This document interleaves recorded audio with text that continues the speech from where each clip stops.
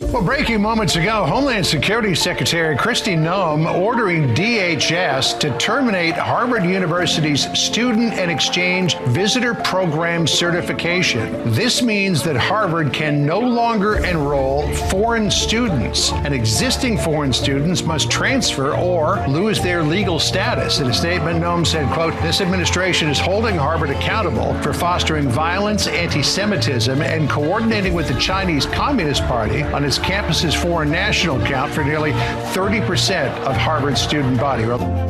That was Trace Gallagher yesterday on Fox with the breaking news that Donald Trump and Kristi Noem have had enough. It's find out time for Harvard. Good morning, Kelly Nash. Heading into a holiday weekend. Hope you're doing well. That story is pretty big. I think it's going to get bigger, and I'll explain why in just a minute. But let's just take it at face value. Harvard has now lost the ability to have foreign students. They're gone. Now they can either go home or they can transfer to another university where they're not being filled with insanity, which is what Harvard has been doing for decades. This is not a new development at Harvard. And you can tell that it hurts because the liberals rushed to get onto the media outlets and let us know how this doesn't hurt Harvard. No. This hurts you and me and the, Joe the plumbers of the world. You're all going to be feeling this.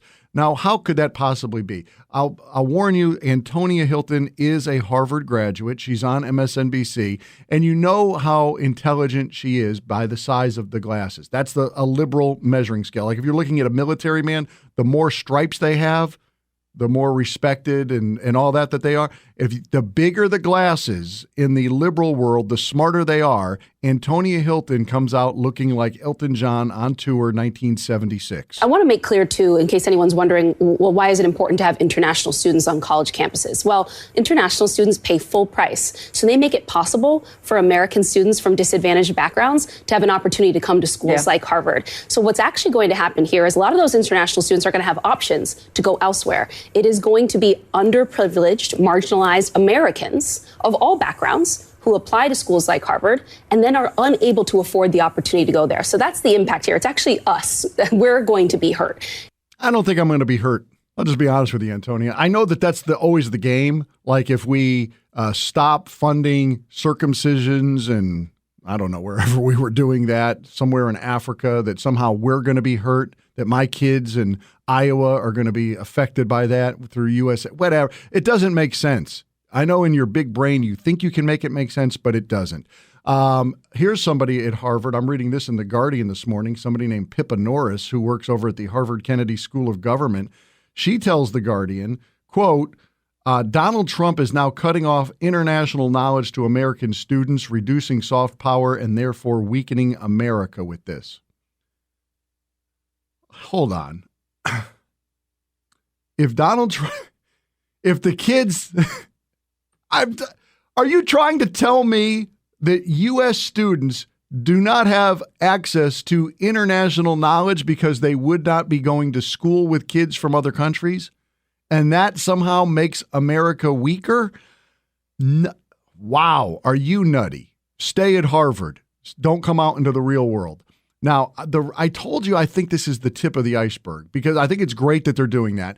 When Trace Gallagher was talking about it, the two big things that kind of catches everybody's attention is the anti-Semitic behavior and that sort of stuff. They're making it unsafe on campuses for Jews. And that's true at a lot of the universities, and I'm hoping that they move forward with that as well. But I think that the bigger issue here is, and I had to look it up, it was January of 2023 that the news broke. So about 2.5 years ago, there was this story that kind of came out about Joe Biden was getting paid $1 million a year once he left the vice presidency to be, at the time it was portrayed, he was a professor at Penn University. And people are like, what the, did anybody have Joe Biden as a professor? So then you look into it and it's not really a professorship. What it was this is hysterical. They called it a think tank. The Joe Biden imagine Joe Biden leading a think tank. Gosh, that's pure, that could be a sitcom into itself. Anyway, at the Joe Biden think tank, what was the name of this thing again? The Penn Biden Center.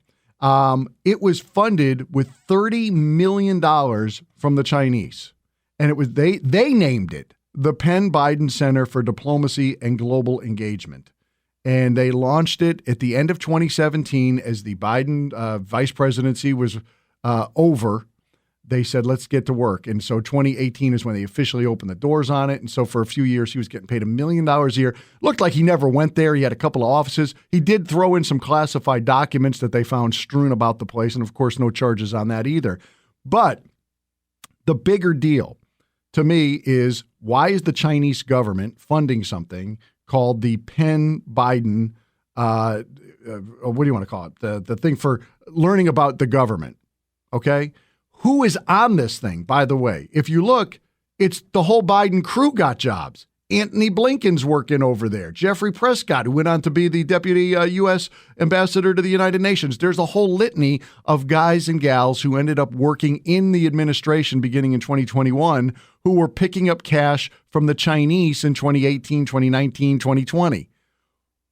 This is a thing that the Chinese have been doing for decades. Infiltrating campuses, infiltrating our government. You can't keep the Chinese government far enough away from you. It's like going to Tijuana and the girl comes dancing up to you. You got to stiff arm them. You can't be in the same airspace as them or the Chinese government.